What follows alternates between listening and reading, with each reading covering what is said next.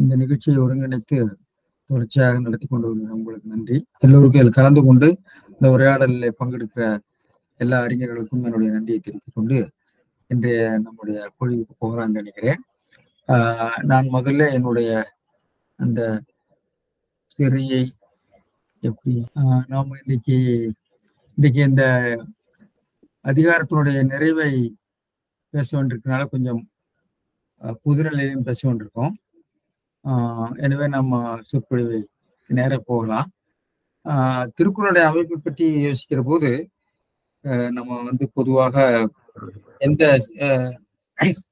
ஒரு ஆராய்ச்சி அல்லது எந்த ஒரு நூல் அல்லது எந்த ஒரு தத்துவங்கள் கொள்கைகள் எல்லாமே முதல்ல தொகுத்தல், அதாவது பகுப்பாராய்ச்சியிலிருந்து தொகுத்தல், அப்புறம் அதை பகுத்தாராய்ந்து தொகுத்தல், அப்புறம் வகுத்தல், அப்புறம் பொதுமைப்படுத்துதல், அப்புறம் அதை எடுத்து சொல்லுதல் என்ற 4 நிலையை நம்ம பார்ப்போம். எந்த அறிவுத்துறையிலேயும் நடக்கக்கூடிய ஒரு செயல்பாடு.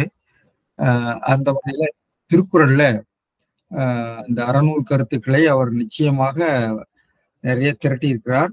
அதை பகுத்தாராய்ந்திருக்கிறார், அதை வகுத்து அமைத்திருக்கிறார், பொதுமைப்படுத்தி பேசுகிறார். எனவே எடுத்துரைக்கிற முறையிலும் அவருக்குரிய ஒரு அணி நலம் இருக்கு. அதாவது அறநூல்களுக்குரிய அணி நலம் என்று சொல்லலாம். அதாவது இந்த அறநூல்களுக்கு என்று சில ரெட்டாரிக்ஸ் ஆஃப் எத்திக்கல் ஒர்க்ஸ் அப்படிங்கிறது ஒரு குறிப்பிட்ட விஷயங்கள் அதிகமாக இருக்கும். நம்ம குறிஞ்சது கூறல், திரும்ப சொல்றது, ஓருவகம், ஓமை, எடுத்துக்காட்டு, ஒட்டு, பிரதிமொழிதல் என இதெல்லாம் இதுல ஒரு வருது. அடுத்தது நம்ம திருக்குறள், அதனால அதை பத்தி பேசுறேன். அந்த பொருள் வைப்பு முறையில இருக்கக்கூடிய அப்புறம் திருக்குறளை பொறுத்தளவு பொருள் வைப்பு முறையில ஒரு முக்கியமான ஒரு விஷயம் இருக்கிறதுன்னு நான் நினைக்கிறேன். அதாவது அதிகார வைப்பு மட்டும் இல்லாமல் அதிகாரத்துக்குள்ள குறள் வைப்புக்கு ஒரு அர்த்தம் உண்டு. அதாவது நாம பொருள்களை அடுக்கி வைக்கிற போது ஒன்றன் பின்ற ஒன்றாக ஒன்றிலிருந்து ஒன்று போகிற மாதிரி உள்ள ஒரு முறையாக நாம் அடுக்கி வைப்பது போல ஒரு அடுக்கி வைப்பதன் மூலமாகவும் ஒரு பொருள் நமக்கு கிடைக்கும். எனவே நீங்க அந்த பசில் எல்லாம் பண்றப்போ புது பசில் எல்லாம் அந்த வரிசை முறையில் அடுக்கி கொண்டு போனால்தான் அதுக்கு பொருள் கிடைக்கும். அப்போ அப்படி ஒரு புதிர் கட்டங்களை உருவாக்குவது போல கருத்து வைப்பு முறையாகவும் ஒரு பொருள் அதிலிருந்து வெளிப்படும். அந்த வெளிப்படுறது பற்றி ஒரு செய்தி மட்டும் சொல்லிவிட்டு நான் சொல்றேன். அதாவது இந்த திருக்குறளை நம்ம முதல்ல வைத்திருக்கக்கூடிய திருக்குறள் அடக்கம் அமரர் ஒழிக்கும் அடங்காமை ஆர்வல் ஒழித்து விடுவான்ற திருக்குறள் மணக்குடவர்ல கடைசியில் இருக்கிறது, முத்தாய்ப்பாக சொல்லுகிறார். நம்ம அதை பத்தி கடைசியில் நான் பேசுறேன். அதாவது இதை மணக்குடவர் தான் முதல் உரையாசிரியர் என்று எடுத்துக்கொண்டால் அவர் வைத்திருக்கிற அதிகார வைப்பு முறை ஒன்று. நாம் இன்று பின்பற்றி வருவது பரிமையாளர்கள் முறை. பெரும்பாலும் ஒவ்வொருத்தரும் ஒரு முறையில வைத்திருக்கிறார்கள். அப்போ அந்த 10 திருக்குறள்களையும் அந்த புதிர் கட்டங்களை அல்லது புதிர் இணைப்புகளை வெவ்வேறு கோணங்களில் வைத்து அவர்கள் ஒரு பொருள் அமைப்பை உருவாக்கி ஒருத்தர் காட்டியிருக்கிறார். எனவே நாம் பரிமேலழகரை வைத்துக் கொண்டு இந்த பொருள் அமைப்பை பார்க்கிறோம். இந்த திருக்குறள், இந்த அதிகாரத்துல பார்த்தீங்கன்னா 5 திருக்குறள் பொதுநிலையிலும், அப்புறம் 3 ஒன்று இடையில மெய் என்று சொல்வார், ஏனைய மொழிக்கு தான் முக்கியத்துவம் கொடுத்துருக்கோம், மெய்யடக்கத்துக்கு மொழியடக்கத்துக்கு முக்கியத்துவம் கொடுத்துருக்கார். அப்படி ஒரு அமைப்பு முறையை அவர் வைத்திருக்கிறார். ஆனால் மணக்குடவர் வேற மாதிரி வச்சிருக்காரு. நம்ம இறுதியாக பேசுவோம். அப்போ என்னுடைய கேள்வி என்னன்னு சொன்னா, இந்த நிச்சயமாக திருவள்ளுவர் என்ன முறையில வைத்தாருன்னு நமக்கு தெரியவில்லை. திருவள்ளுவர் வைத்தது மணக்குடவர் வைத்த முறையா அல்லது பரிமையாளர்கள் முறையா? அப்ப திருவள்ளுவருக்குன்னு ஒரு கருத்து இருந்திருக்கும். அதுல எதைக்கு முக்கியத்துவம் கொடுக்கிறது, இரண்டாவது கொடுக்கிறது. அப்ப இதையெல்லாம் நாம தெரிந்து கொள்வது என்பதற்கு நமக்கு சுவடி மரபுகள், அதாவது ஆட்டோகிராஃப் என்று சொல்லக்கூடிய திருவள்ளுவர் கைப்பட எழுதின சுவடியெல்லாம் நமக்கு இல்லை. அதனால இதையெல்லாம் ஆராய்ந்து இருக்கிறது என்று சொல்லிக்கொண்டு இந்த இந்த திருக்குறள்ல ஒரு பொதுமைப்படுத்தல் என்ற நிலையில பாத்தீங்கன்னு சொன்னா இல்லற துறவரம் என்ற நிலையில வாழ்க்கை நிலைகளிலே இருக்கக்கூடிய அடக்கம். இந்த அடக்கம் என்பது எதுக்கு தேவை என்பதை பற்றி ஒரு கேள்வி வருகிறது.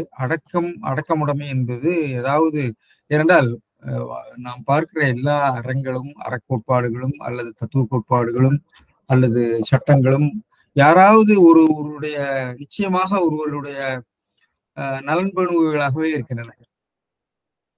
உதாரணமா மனு தர்மத்துல சொல்லப்பட்டிருக்கக்கூடிய தர்மங்கள் எல்லாம் ஆழ்வோருக்கும் புரோகிதர் முதலிய வணிகர் முதலிய மேற்குடிமக்களுடைய நலம் பெணுவாக இருக்கின்றன. மற்றவர்களுடைய நலத்தை அவர்கள் அதிகமாக அவங்க எடுத்துக்கொள்ளவில்லை. அல்லது அதாவது ஒவ்வொரு நூல்களிலும் அந்த அறத்தை சொல்லுகின்றவனுடைய உள்நோக்கம், அவனுடைய நோக்கம் என்பது இருக்கும், நிச்சயமாக இருக்கும்.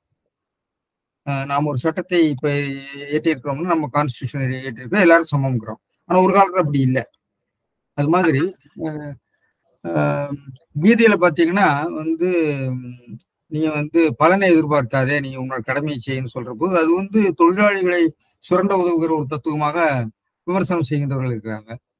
திருவள்ளுவரை தெய்வம் தொழிலாளர் என்று பேசுகிற போது ஒரு ஆண்மொழி சமுதாயம், பெண்ணடிமை சமுதாயத்தை அவர் சொல்கிறார் என்று சொல்லுகின்றவர்கள் இருக்கிறார்கள். ஆனால் திருக்குறளை பல பொதுநலம் பேணுகின்ற உழைப்பவர் பக்கம் பேசுகின்ற இதெல்லாம் இருக்கிறது. கள் பரத்தமை எதிர்ப்பு இருக்கிறது. ஆனால் கள் பரத்தமை உண்ணுதல் போன்ற பழக்கங்கள் உள்ள ஒரு பண்பாட்டுல இதை அவர் சொல்லுகிற போது நிச்சயமாக எதிர்த்திருப்பாங்க. ஒரு கருத்தையும் வருகிற போது நாம எதிர்ப்பு, ஒரு சட்டமன்றம் நிறைவேற்றக்கூடியதை கூட ஒரு ஆளுநர் நிராகரிக்கிறார்னு சொன்னால் ஒரு சின்ன விஷயங்கள்லயே இப்படி இருக்கிற போது ஒரு நீதி கோட்பாடுகள்ல ஒருத்தர் சொல்லிட்டாருங்கிறதுக்காக எல்லாரும் ஏற்றுக்கொண்டிருப்பார்கள் என்று சொல்ல முடியாது. அதனால நிச்சயமாக திருக்குறளை எதிர்த்தவர்கள் இருந்திருப்பார்கள். அந்த எதிர்ப்பு மறைமுகமா இருந்திருக்கலாம். அவருடைய நன்மையை கருதி அடக்கி வாசித்திருக்கலாம், நமக்கு தெரியல. ஏனென்றால் திருக்குறள்ல ஊனுண்ணாமை, கள் பரத்தம் எதிர்ப்பு ரொம்ப வலுவாக இருக்கிறது. அது குறிப்பாக ஊனுண்ணாமை. ஊனுண்ணாமை என்பது அடிப்படையாக ஒரு அடிப்படையான ஒரு பண்பாடாக இருந்ததிலிருந்து ஒரு மாற்றை அவர் சொல்கிறார். எனவே இதெல்லாம் ஒரு சிந்தனைக்குரிய விஷயங்களாக உங்களுக்கு சொல்லிவிட்டு, ஆனால் திருக்குறளை அதே சமயம் சியாத்வாதம் ஒன்று சொல்கிறார். அதாவது எப்பொருள் யாரோ கேட்கணும், இதுல எந்த கருத்துக்கு ஒரு சுதந்திர உணர்வு கொடுத்திருக்கனால திருக்குறள்ல இருக்கக்கூடிய ஒரு ஒரு என்ன சொல்றது, அந்த அவருடைய டாக்மேட்டிக் சொல்லக்கூடிய அழுத்தி சொல்லக்கூடிய கருத்துக்களை கூட நாம வேண்டாவிட்டால் விட்டு விடலாம். இல்லை, நான் திருக்குறளை படிச்சுட்டு கறி சாப்பிடுவேன், திருக்குறளை சொல்லிவிட்டு கள்ளு குடிப்பேன் என்று சொன்னால் அவர் திருவள்ளுவர்னு எதிர்க்க போறதில்லை. எனவே ஒவ்வாமையுடையவர்கள் எப்படி அந்த கருத்துக்களை எதிர்த்திருப்பார்கள் அப்படிங்கிறதெல்லாம் பற்றி நம்ம யோசிக்க வேண்டியிருக்கு. அதனால அடக்கமுடைமை பற்றி யோசிக்கிற போது அடக்கமுடைமை யாருக்கு, ஆழ்வோருக்காக சொல்லப்பட்டதா என்று பார்த்தால் அப்படி இல்லை. இதுல சொல்லியிருக்கக்கூடிய கருத்துக்கள்லாம் பெரும்பாலும் தனி மனிதனுடைய ஒழுக்கமுடைமை, தனி மனித ஒழுக்கத்திலே இருக்கக்கூடிய விஷயங்களை தான் அவர் சொல்றாரு. அதிகாரத்துக்கு அடங்குதல் அப்படிங்கிற விஷயத்த அவர் சொல்லவும் இல்லை என்று நான் நினைக்கிறேன். என்றால் செல்வமுடையவர்களுக்கு எல்லாருக்கும் நன்றாம் பணிதல் என்று அவர் பேசுகிறார். எனவே அடக்கம் எல்லாருக்கும் வேண்டியது, அதுவும் குறிப்பாக செல்வருக்கு வேண்டியது என்று அவர் பொறுத்துகிற போது நிச்சயமாக இந்த அடக்கமுடைமை என்ற கருத்து ஒரு அடக்குமுறைக்கு ஆதரவான கருத்தாக நாம எடுத்துக்கொள்ள வாய்ப்பில்லை என்பது என்னுடைய கருத்து. சரி, இதை சொல்லிவிட்டு இந்த இறுதி 2 திருக்குறளையும் பார்ப்போம். தீயினால் சுட்டவுன் உள்ளாரும் ஆறாதே நாவினால் சுட்டவுன். இது எல்லாருக்கும் தெரிஞ்சது. தீயினால் சுட்டவுன் உள்ளாரும் ஆறாதே நாவினால் சுட்டவுன். இது எல்லா குழந்தைகளும் சொல்லக்கூடிய திருக்குறள், எல்லாருக்கும் புரியக்கூடிய திருக்குறள். இன்றைய மொழியிலும் அது புரியும். அப்ப இதுல திருக்குறள் அமைப்பை பற்றி பேசுகிற போது திருக்குறள்ல பாத்தீங்கன்னா ஒரு அதிகாரத்திலேயே பல மொழி நடைகள் இருக்கும். சாதாரண ஒரு மாதிரி இலக்கிய நடை இருக்கும், சாதாரண ஒரு உலகியலுக்கு ஏற்ற ஒரு நடை இருக்கும். அப்படிப்பட்ட ஒரு திருக்குறள் தான் இங்க ஒரு உலகியலுக்கேற்ற உலகியல் இருக்கக்கூடிய ஒரு எடுத்துக்காட்டை சொல்லி உலகியல் நடையில சாதாரண மொழியில அதை சொல்லியிருக்காரு என்று நான் நினைக்கிறேன். எனவே இதுல நம்ம மணக்குடவர் என்ன சொல்றாருன்னு பார்த்தா, தீயினால் சுட்ட புண். சுட்ட புண் சொன்னா சுட்டதனால் ஏற்பட்ட புண்ணுன்னு அர்த்தம். சொன்னா சுட்டதனால் ஏற்பட்ட பாடு. தீயினால் சுட்ட புண் உள் ஆறி தீரும். உள் ஆறும்னா உள்ள உடலுக்குள்ள. நாவினால் சுட்ட புண் ஒரு காலத்தின் தீராதுன்னு அவர் சொல்லிட்டார். அவ்வளவுதான். நாவினால் சுட்ட புண் ஒரு காலத்தில். இது பொதுவா அந்த கருத்தை இந்த திருக்குறளை அப்படியே நேரடியாக ஒரு விளக்கம் செய்திருக்கார். அதனால பரிமையாளர் அதை நுட்பமாக அதை சொல்கிறார். தீயினால் சுட்ட புண் உள்ளாருங்கிறதுக்கு அதாவது யார் சுடுவாங்க அப்படிங்கிறத அவர் நினைக்கிறார். ஒருவனை ஒருவன் தீயினால் சுட்ட புண். சுட்ட புண்ணா சுடப்பட்ட புண். சுடப்பட்ட புண், சுடப்பட்டதனால் ஏற்பட்ட புண், அதாவது பேசிவா வருது. ஒருவனை ஒருவன் தீயினால் சுட்ட புண். ஒருவன் தீயினால் சுடப்பட்ட புண். சுட்டமுன்னா சுடப்பட்ட புண். மெய்க்கண் கிடப்பினும் அது அங்க இல்ல. மனதின் கண்கிறதா உள் ஆறும். மனதின் கண் அப்பொழுதே ஆறும். மனதின் கண் உள் ஆறும். உள் என்பது அந்த இடத்துல பெயர் சொல்லாக மனதின் கண் மனதுக்குள்ளே ஆறிவிடும். அப்பொழுதே. நாவினால் சுட்டவிடு ஆறாது. அவ்வாறின்றி அத அந்த வாக்கியத்தை கொண்டு வந்து இணைக்கிறார். அது அப்படி இல்லை, அப்படி அல்லாமல் என்ற ஒரு இணைப்பு கவனிக்க வேண்டும். அவ்வாறின்றி அதாவது வேற்றுமை, இது வேறுபட்டது. குறிப்பான் வேற்றுமை அலங்காரம். இது வேற்றுமை அணியின் பின்னாடி விளக்க போறாரு. அதுதான் அவ்வாறன்றிங்கிறத கொண்டு வந்திருக்காரு. அப்படி இல்லாமல் வெவ்வுரை உடைய நாவினால் சுட்டவிடு. நாவினால் சுட்டவிடுங்கிறதுக்கு வெவ்வுரை உடைய நாக்கு என்பது இந்த இடத்துல ஆகுபெயராக அமைந்து தீய உரை, வெவ்வுரை, சுடுகின்ற உரை. வெவ்வுரை சுடுகின்ற உரையை உடைய நாவினால் அப்படின்னு விளக்கம் பண்ணிட்டார். நாவினா வெவ்வுரையினாலே சுட்டவடுன்னு சொல்லலாம். நாவினால்ங்கிறத மறுபடியும் சொல்லிட்டார். நாவினால் சுட்டவடு அதன் கண்ணும் எஞ்ஞான்றும் ஆகாது. அதன் கண்ணும்னா மனதின் கண்ணும். மனதின் கண் சொல்லியிருக்காரு. மெய்க்கண், மனதின் கண். அதாவது புண்ணு மெய்யில வரலாம், பிறகு உள்ளே மனதின் கண்ணும் ஏற்படலாம். அவன் நம்மளை சுட்டானே ஒருத்தன் அப்படின்னு சொல்லி மனசுலயே அதை பற்றி உள்ள ஒரு வடு, அதாவது மாறாத ஒரு தழும்பு இருக்கும். ஆனா இந்த நாவினால் சுட்ட வடு இருக்கிறது, அது உள்ளே ஆறாது. அதன் கண்ணும் எஞ்ஞான்றும் ஆறாது என்று சொல்ற. எனவே விளக்க சொல்லிட்டு அது மாதிரி சொல்ல, ஆறி போதலால் தீயினால் சுட்டதனை புண் என்றும். புண் அப்படிங்கிறது ஆறி போகக்கூடியது. ஆறாது கிடத்தலால் நாவினால் சுட்டதனை வடு என்றும் கூறினார். நாவினால் சுட்ட புண்ணுன்னு சொல்லல, நாவினால் சுட்ட வடு என்ற ஒரு சொல்லை சொல்லியிருக்கார். எனவே புண் வேற, வடு வேற. புண் ஆறிவிடும், வடு ஆறாது, அப்படியே தழும்பு போல இருக்கும், தழும்பாக இருக்கும்.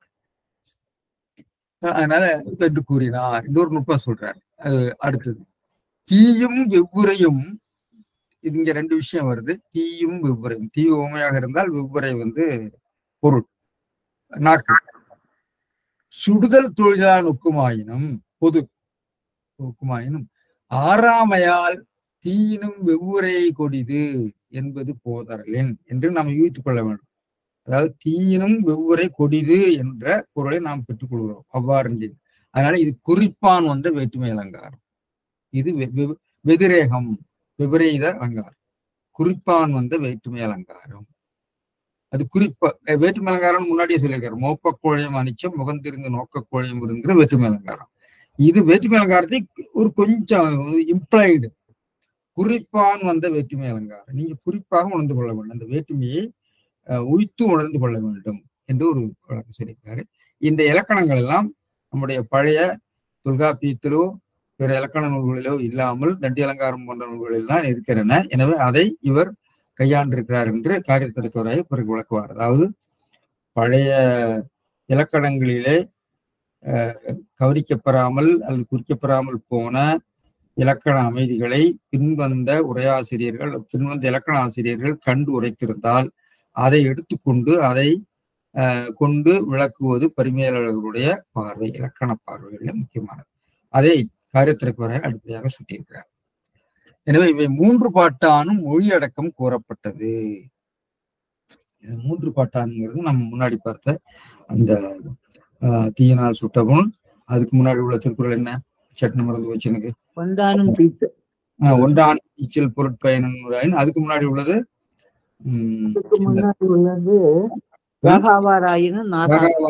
நாகாக்க ஒன்றானும் தீச்சல். இந்த மூன்றும் மொழி அடக்கம். மொழிக்கு தான் ரொம்ப முக்கியத்துவம் கொடுத்திருக்காரு. இந்த 10 திருக்குறள்ல மொழிக்கு தான் முக்கியத்துவம் கொடுத்திருக்காரு. கடைசி திருக்குறள்ல மனத்துக்கு சொல்லியிருக்காரு. அப்புறம் அதுக்கு முன்னாடி உள்ள திருக்குறள் என்னது, மெய்யடக்கம் சொல்லியிருப்பாரு. அது என்ன திருக்குறளுமா? ஒருமையுள்ள ஆமைங்கிறது மெய்யடக்கம். இந்த மூன்றும் மொழி அடக்கம். கடைசியில் இருக்கிறது மன அடக்கம் என்று சொல்லி ஒரு வகைப்படுத்தி சொல்லியிருக்கிறார். எனவே இதுதான் இந்த திருக்குறளுடைய அமைப்பு. இதில் இருக்கிற சில பிசிறுகள் மாதிரி இருக்கிற சில விஷயங்களை நான் சொல்றேன். தீயினால் சுட்ட புண் புறத்தே வடி இருந்தாலும் உள்ளே ஆறிவிடும், மூவாடி இருக்கிறாரு. ஆனால் நாவினால் தீய சொல் கூறி சுடும்படு அப்படின்னு சொல்லியிருக்காரு. சுடும்படுன்னு இருக்கிறாரு. சுட்ட புண் அப்படின்னு சொல்லியிருக்காரு. முதல்ல சுட்ட புண் என்ற இறந்த கால பெயரச்சமாகத்தான் இருக்கிறது. ஆனால் சுடும்படு என்று நிகழ்கால பெயரச்சமாக ஆக்கியிருக்கிறார். அது என்னுடைய என்ன வேறுபாடுங்கிறது கொஞ்சம் கவனிக்க வேண்டியிருக்கு. சரி, பார்ப்போம். சரி, தீச்சுட்ட புண்ணோ உள்ளே ஆறி போகும், சுடு சொல்லோ வடுவாகி என்று மாடாது. இது பொது நிலையில உள்ள ஒரு சுருக்கமான உரை. எனவே இதோட வாக்கிய அமைப்பு பார்த்தீங்கன்னு சொன்னா, தீயினால் சுட்ட புண் உள்ளாரும், இது எழுவாய்த்தொடர். தீயினால் சுட்ட புண் உள்ளாரும், புண் எழுவாய், ஆறும் பயனில்லை.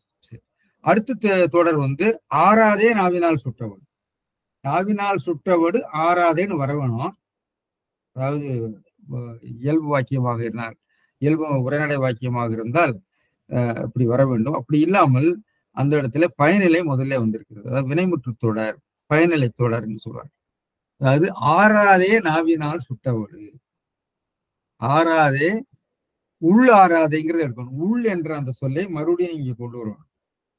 உள்ளாரும் இருக்கு இல்லையா, அந்த உள் என்ற சொல் பெயர் சொல்லை மறுபடியும் கொண்டு ஒரு தீவகம் மாதிரி, ஒரு விளக்கணி மாதிரி வருகிறது. எனவே தீயினால் சுட்டபுண் உள்ளாரும், நாவினால் சுட்டபடு உள்ளாராதே என்று கொண்டு வருவார்.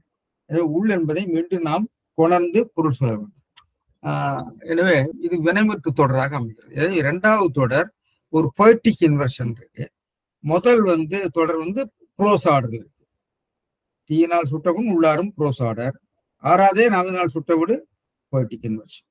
அப்போ இந்த ரெண்டையும் இணைக்கிற போது ஒரு வகையான ஒரு எதிர்மறை வருகிறது, ஒரு இனிமை வருகிறது. இதெல்லாம் ஒரு ஒரு நீதி நூல்களை கருத்தை சொல்லக்கூடிய ஆசிரியன் கொஞ்சம் அதை மனதில் வைத்துக் கொண்டு அதுக்குரிய அழகுகளை, அணி அழகுகளை சேர்க்கிற முறையில இந்த நடை அமைக்கிறத நம்ம பார்க்கிறோம். எனவே இது பார்த்துக்கங்க. இதுல இந்த தீயினால் சுடுதல் அப்படிங்கிறதுக்கு எரியால் சுடப்படினும் ஒரு இடத்துல வரும் ஒரு திருக்குறள்ல.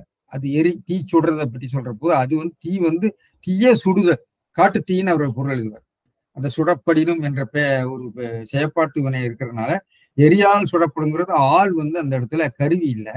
இந்த இடத்துல தீயினால் சுடுதல் அப்படிங்கிறது சொல்லினால் சுடுங்கிறது கருவி வேற்றுமை, மூன்றாம் வேற்றுமை கருவி வேற்றுமை. இது எரியால் சுடப்படினுங்கிறது எரிய சுடுகிறது. அதாவது அரசனால் கட்டப்பட்ட கோயில் மாதிரி. சுடப்படினும் எரியால் ஒருவன் சுடப்படினும் அப்படின்னு சொன்னா எரிய சுடுகிறது என்ற அர்த்தம். அப்ப தானே எரி சுடாது இல்லையா, அது காட்டுக்குள்ள போறவன் காட்டு தீயினாலே சுடப்படணும்னு அதுக்கு ஒரு விளக்கம் சொல்லுவாரு பெருமையாக. சரி, இப்ப இதுதான் என்னுடைய அமைப்பு. இப்போ சொல்லடைகளை பார்க்கிற போது நாம் சொன்ன தீயினால், அந்த ஆள் என்பது கருவி வேற்றுமையாக இருக்கிறது. சுட்டங்கிற பெயரச்சம், இது ஏது பெயரச்சம். சுட்டதனால் ஏற்பட்ட புண், சுட்டதனால் ஏற்பட்ட வடு, சுடப்பட்டதனால் ஏற்பட்ட வடு, சுடப்பட்டதனால் ஏற்பட்ட புண் என்று அந்த பெயரச்சத்தை நாம் முடிக்க வேண்டும். சரி, உள் அப்படிங்கிறதுக்கு மெய்க்கண் கிடப்பினும் மனதின்கண் கிடப்பினும்னு அவர் பொருள் எழுதுறாரு. இவர் மெய்க்கண் கிடப்பினும் இவர் பொருள் எழுதுறாரு. அது பார்த்துக்க வேணாம். உள் அப்படிங்கிறது மனசுகன் எடுக்கிறாரு, இவர் இப்படி பொருள் சொல்றாரு. சரி, மனதின்கண்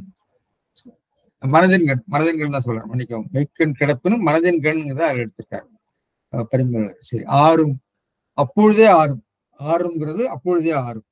சரி, நாவினால் அப்படிங்கிறது மறுபடியும் அது கருவி வேற்றுமையாக மூன்றாம் வேற்றுமை வருகிறது. நாவினால் என்பது உரையினாலே, வெவ்வுரையினாலே என்று ஆகுபெயராக நாம எடுத்துக்கொள்ள வேண்டும். இப்ப சுட்ட மறுபடியும் நம்ம முதல்ல விளக்க பெயரச்சம், இந்த ஏது பெயரச்சமாக வருகிறது. வடு அப்படிங்கிறது வடுன்னு தான் பொருள் எடுத்திருக்காரு.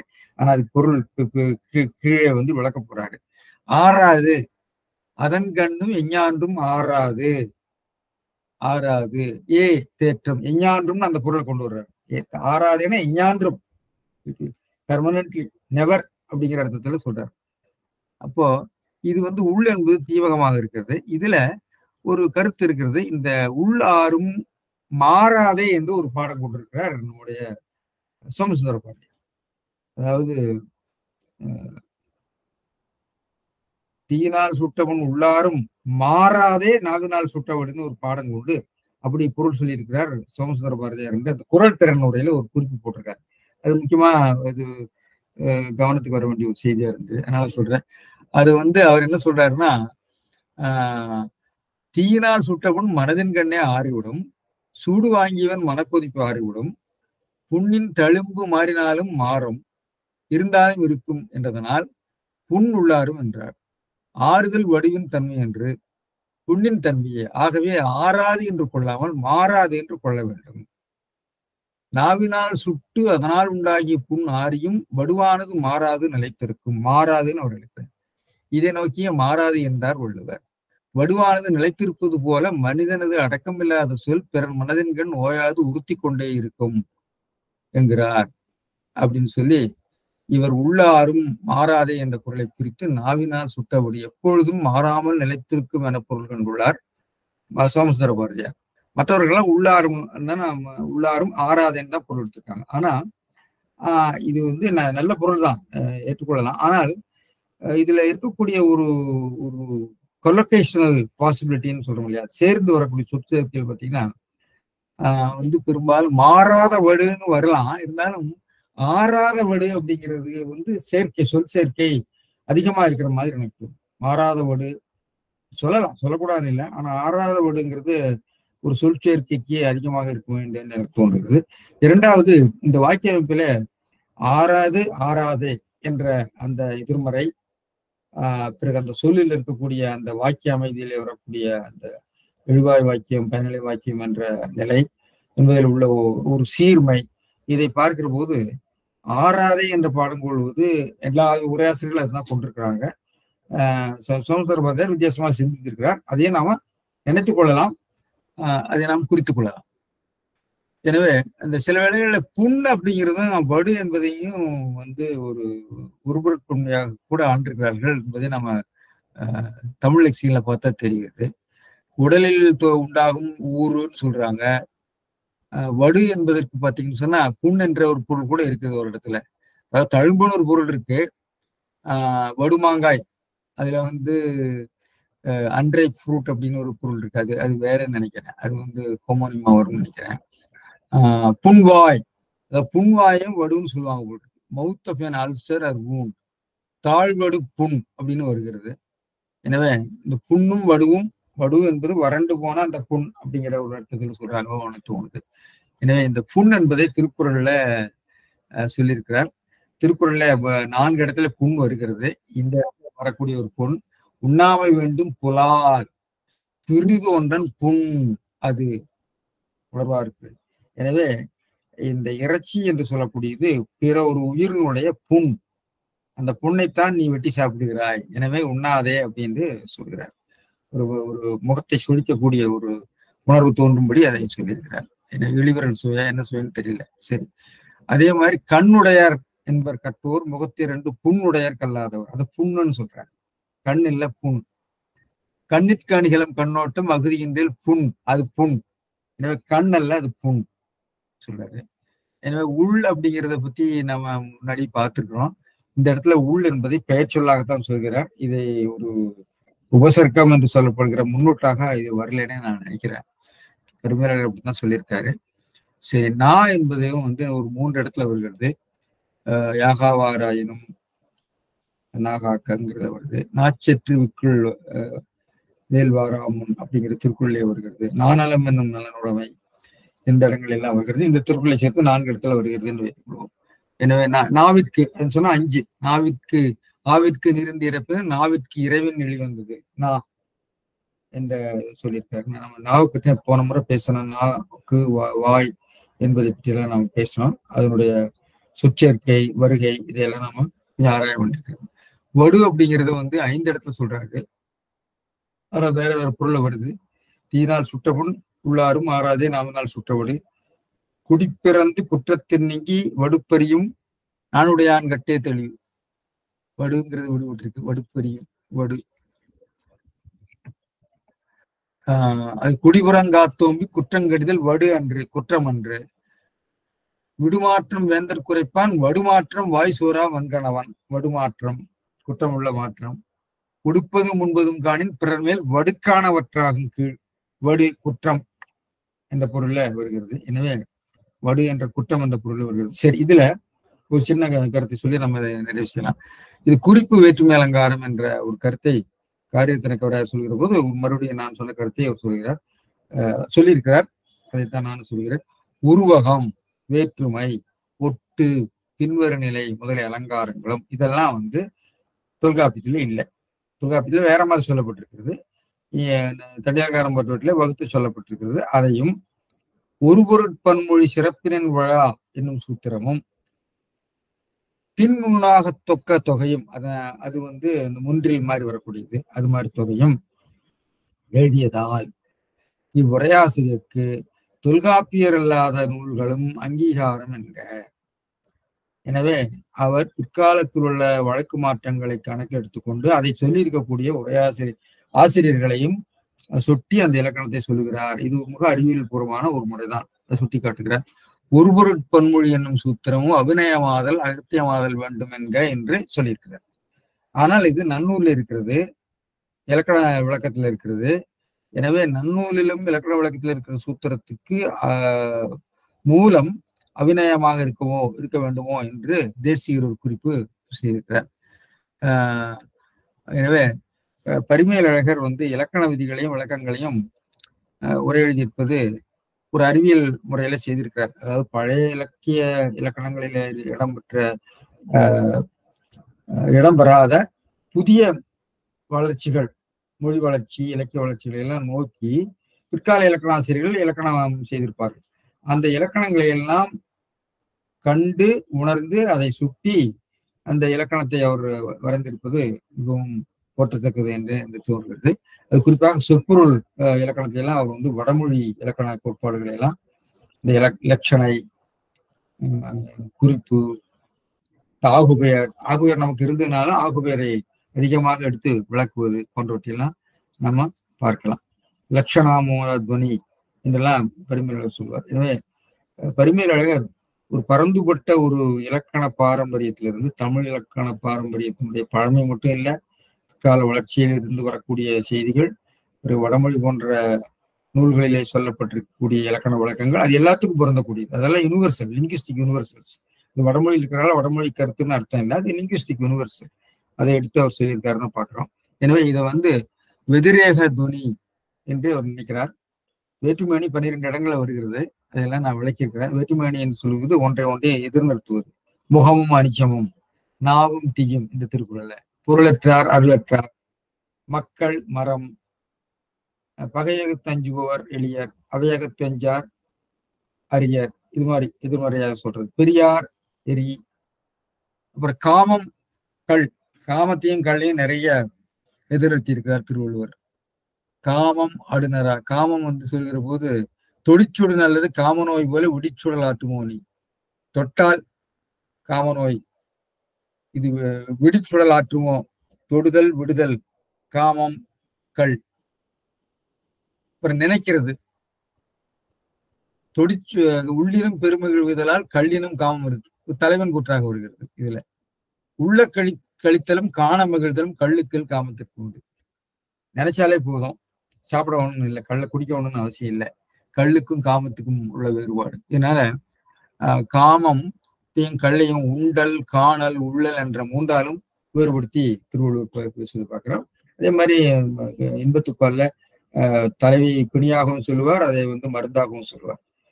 பிணிக்கு மருந்து பிரமன் அணிழை தன் நோய்க்கு தான். இவ்வாறு எதிர்நிறுத்தி பேசுவதும் போது ஒரு வகையான ஒரு எடுத்துரைப்பிலே ஒரு கவர்ச்சி வருகிறது. அது கேட்பவருக்கு இன்பம் பயப்பது மட்டுமல்ல, கருத்துக்களை நினைவில் வைத்துக் கொள்வதற்கும் அது பயன்படும் என்று நாம் பார்க்கிறோம். இதெல்லாம் நான் போன அதிலே விளக்கியிருக்கிறேன். வேற்றுமை அணிங்கிறது வெதிரேக அணி, அது வந்து பல வகைப்படும். அந்த விளக்கங்கள்லாம் சொல்லியிருக்க, சில இடை வரைக்கும் அது இருக்கிறது. எனவே இது வந்து குறிப்பான், இது வந்து இந்த திருக்குறள் வந்து குறிப்பான் வந்த வேற்றுமை அலங்காரம்.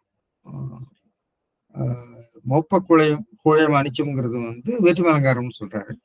இந்த 2 இடத்துல சொல்லியிருக்காரு. பாக்கி உள்ளதெல்லாம் வந்து இப்ப நம்முடைய சுந்தரமூர்த்தி ஐயா அவர்கள் அப்படி அணி இலக்கணத்தை சுட்டியிருக்காரு. சிலது வேற்றுமையா அப்படிங்கிறத எப்படி அதை விளக்குறதுங்கிறது கொஞ்சம் பார்க்க வேண்டியிருக்கிறது. அது நம்ம பிறகு ஆராய்ச்சிக்குரிய விஷயம் இல்லை, இங்கே நம்ம இதோடு நிறுத்துவோம். எனவே அடுத்ததுக்கு நாம் போலாம். அடுத்தது திருக்குறள் கதங்காத்து கொட்டடங்களாற்றுவான் செவ்வி அறம்பார்க்கும் ஆற்றின் நுழைந்து. இங்கேயும் கொஞ்சம் நம்முடைய திருவள்ளுவர் உருவக நிலையில அல்லது சமாதி என்று சொல்லக்கூடிய அணி அல்லது லட்சணார்த்தம் இந்த நிலையில உருவகப்படுத்தி சொல்லுகிறார், பார்ப்போம். கதம் காத்து கற்று அடங்கல் ஆற்றுவான் செவ்வி அறம்பார்க்கும் ஆற்றின் நுழைந்து. இதுல ஒரு பாடம் வேறுபாடு இருக்குது. பாடம் கொண்டதுல அதாவது இதுக்குரிய முதல் திருக்குறள் உரையை சொல்லிட்டு அப்புறம் நம்ம சொன்னாதான் விளக்கம் புரியும். ஆற்றின் இப்ப மணக்குடல் உரையை நான் வாசிக்கிறேன், அப்புறம் நான் அந்த பாடத்தை சொல்றேன்.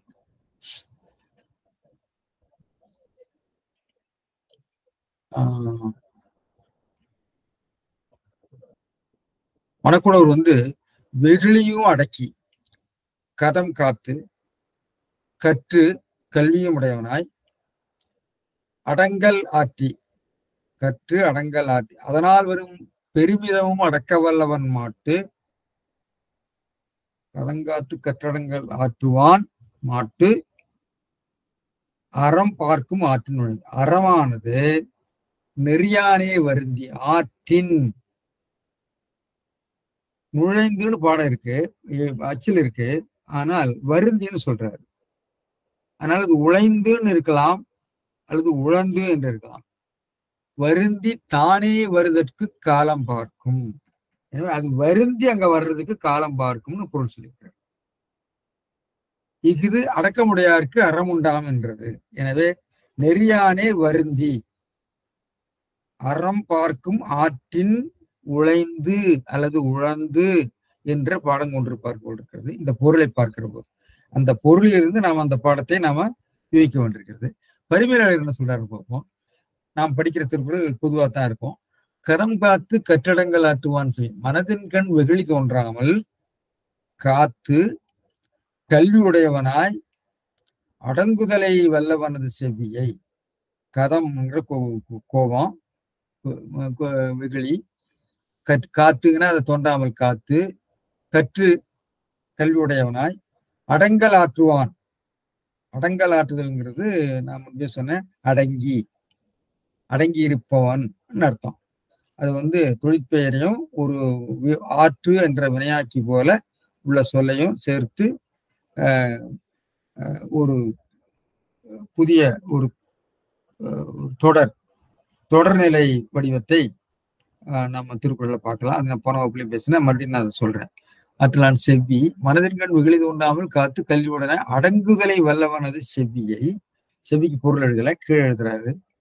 அறம் பார்க்கும் ஆற்றின் நுழைந்துன்னு எடுத்திருக்காரு. ஆற்றின் நுழைந்து அறக்கடவுள் பாரானுக்கும் பார்க்கும் பாரானுக்கும் அவனை அடையும் நெறியின்கண் சென்று. நுழைந்துங்கிறதுக்கு சென்று, நுழைதல், சென்று எடுத்துக்காரு. அவர் ஆற்றின் உழைந்து அல்லது உழந்து இதுதான் பொருள் நாம் எடுத்திருக்கிறோம். அடங்குதல் அப்படிங்கிறதுக்கு பொருள் சொல்றாரு. அங்க அடங்குதலுக்கும் செவிக்கும் பொருள் சொல்லவில்லை, இங்க சொல்லியிருக்காரு அடங்குதல். இது நேர்பொருள் அல்லாமல் அந்த சூழல் பொருள். மனம் புறத்து பரவாது அடத்தின்கண்ணே நிற்றல் அடங்குதல். கதம் காத்து கற்று அடங்கல் ஆற்றுவான் அறத்தின்கண்ணே நிற்றல். சரி, இப்ப செவ்வினா என்ன? காலம், நல்ல பொருத்தமான காலம். தன் குறை கூறுவதற்கு ஏற்ற மனம் மொழி முகங்கள் இனியனாம் காலம். சரியான காலம், appropriate time, opportunity. is looking for an opportunity to approach him அப்படிங்கிறது என்னுடைய பொருள். அவங்ககிட்ட பக்கத்துல வர்றதுக்கு ஆசை, அவனை தொட்டு பார்க்கறதுக்கு அல்லது அவங்க கூட இருக்கிறதுக்கு என்று மாதிரி ஒரு அர்த்தத்துல சொல்றாரு. ஒரு உருவகப்பு, ஒரு டிராமடைஸ் பண்றாரு. தன் குறை கூறுவதற்கு ஏற்ற மனம் மொழி இனியனாம் காலம், அதான் செவ்வி. செவ்வி என்றால் அவனுடைய காட்சி, நேர்காட்சி, முகங்காணுதல் அப்படிங்கிறது ஒரு அர்த்தம் இருக்கு. அதை நம்ம கீழே பார்க்க போறோம். இப்பெற்றியானே அறம் தானே சென்று அடையும் என்பதாம். இப்படி இருக்கிறவன அறம் அவங்க கிட்ட போய் தானே உட்கார்ந்துக்கும் அப்படின்னு சொல்லி திருக்குறள்ல அந்த உருவக பின்னாடி இருக்கிறது. அதை நம்ம பிறகு பார்க்கலாம், என்னென்ன உருவங்கள் இருக்கு. எனவே இங்க பாத்தீங்கன்னு சொன்னா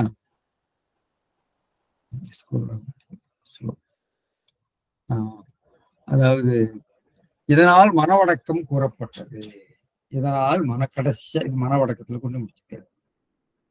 அங்க அடக்கம் அமரல் ஒழிக்குங்கிறத கடைசியாக வைத்து மணக்குடவர் வந்து இதெல்லாம் முத்தாய்ப்பா சொல்லிட்டாரு எல்லாத்தையும் அப்படின்னு சொல்லி இது முத்தாய்ப்பு குரலாக வைக்கிறார். அவர் முதல் குரலாக வைக்கிறார். எனவே மூவா போன்றவர்களுடைய குறிப்பு பார்த்தீங்கன்னா, சினம் தோன்றாமல் காத்து கல்வி கற்று, எல்லாரும் கல்வி கவனிச்சுங்க, கல்வியுடையனாய் கல்வி கற்று அடக்கமுடையவனாக இருக்க வல்லவனுடைய செவி அவனுடைய வழியில் சென்று அறம் பார்த்திருக்கும். உள்ள கொதிப்பை அடக்கிய வல்லவனை காண்பதற்கு அறம் காத்து கிடக்கும்னு வாசுபமாணிக்க சொல்லிட்டு போயிட்டார். பொதுவா இதுல கற்று அப்படிங்கிறதுல கற்றுனா படிச்சிருக்கணும்னு அவசியம் இல்லை, அடக்கமா இருக்கிறதுக்கு படிக்கணும்னு அவசியம் கிடையாது என்ற ஒரு கருத்து வருகிறது. அது நம்ம என்னங்கிறத விளக்குறோம். அதுல குறள் திறனாசிரியர் ஒரு நல்ல கருத்து சொல்லியிருக்காரு. கற்று என்பது பழகின்னு பொருள் எடுக்க வேண்டாம். கற்று என்பதுக்கு அது வந்து இது கத்துட்டு இருக்கான், டிரைவிங் கத்துட்டு இருக்கான்னா பழகிட்டு இருக்கான்னு அர்த்தம். கற்றுதல் என்றால் பழகுதல் என்ற ஒரு பொருள் உண்டு. ஏன்னா அந்த இடத்துல பழகுதல் என்ற பொருள் தான் பொருத்தமா எனக்கும் படுகிறது. ஏன்னா அவருடைய கருத்து எனக்கு உடன்பாடு தான். கற்று என்பது கற்று வல்லவனாக இருக்கணும்னு அவசியம் கிடையாது. இதை முதல்ல எதிர்த்தவர் ராமலிங்கம் பிள்ளை, நாமக்கல் கவிஞர். ஆனா இதுக்கு சரியான விளக்கம் இவர் சொல்லியிருக்கார். கற்று என்பது பழகு என்ற பொருள் நாம் கொள்ள வேண்டும் சொல்லியிருக்கார். சரி, மணக்குடவர் என்ன சொல்றாரு பார்ப்போம். வாக்கியம் இப்ப பாருங்க. அறம் கதங்காத்து கட்டடங்கள் ஆற்றுவான் மாட்டு அவன் கண் ஆற்றின் உழைந்து அல்லது உழைந்து, உழைந்துங்கிறது உழைந்துன்னு வராது, உழைந்துன்னு நம்ம எடுக்க முடியாது பாடம். உழைந்து என்று பாடமா இருக்கலாம்னு சிலர் எழுதியிருக்காரு குறள் திறன். உழைந்துங்கிற ஒரு பாடம் இல்லை, ஒரு சொல் இல்லை, உழைந்துன்னு தான் இருக்குது. இலை இலை பொது இலைன்னு சொல்லுவீங்க, அது வந்து சிறப்புழான்னு சொல்லுவீங்க. இன்னும் உழைந்து மனம் வருந்தின்னு அர்த்தம், அல்லது உழந்துன்னு வேணா சொல்லலாம். ஆற்றின் உழந்து என்று உழைந்துன்னு எடுத்தோம்னா உழைந்துதான் வரணும், உழைந்து அல்ல. அது வந்து ஒரு வகையில வந்து அனாலஜியில வந்து அந்த உழைந்துன்னு போட்டுக்கலாமான்னு தெரியல. எனவே மணக்கோட ஒரு எட்டுச்சோடிகளை நாம் பார்க்க வேண்டும். சரி, வருந்தி செவ்வி உழைந்து வருந்தி செவ்வியை பார்க்கும், தானே வருவதற்கு காலம் பார்க்கும். செவ்விங்கிறது காலம்ங்கிற பொருள்ல அவர் எடுக்கிறார். செவ்வி பார்க்கும் காலம். சரி, பரிமையாளர் என்ன சொல்றாருன்னா அவருடைய கொண்ட வாக்கியம் அமைப்பு. ஆற்றின் உழைந்து உழைந்து அல்லது உழைந்துன்னு சொல்ல முடியாது, உழைந்தா இருக்கணும் அல்லது உழந்தா இருக்கணும். சரி, அறம் பரிமையாளர் கொண்ட உரைநடை அமைப்பு. கதம் காத்து அறக்கடவுள், அறம்ங்கிறது அறக்கடவுள் உருவகம். கதம் காத்து கட்டடங்கள் ஆற்றுவான் செவ்வியை என்று இரண்டாம் வேற்றுமை செய்யப்படுவதாக ஆக்கியிருக்கிறார். செவ்வியை பார்க்கும், செவ்வி மாட்டு பார்க்கும், செவ்வி மாட்டு பார்க்கும் அப்படின்னு அவர் சொல்லியிருக்காரு. ஆற்றின் உழைந்து தானே வருவதற்கு காலம் பார்க்கும், செவி பார்க்கும், ஆற்றுவான் மாட்டு செவி பார்க்கும் அப்படின்னு எழுதியிருக்காரு. இவர் ஆற்றுவான் செவி, ஆற்றுவானது செவின்னு எடுத்திருக்காரு.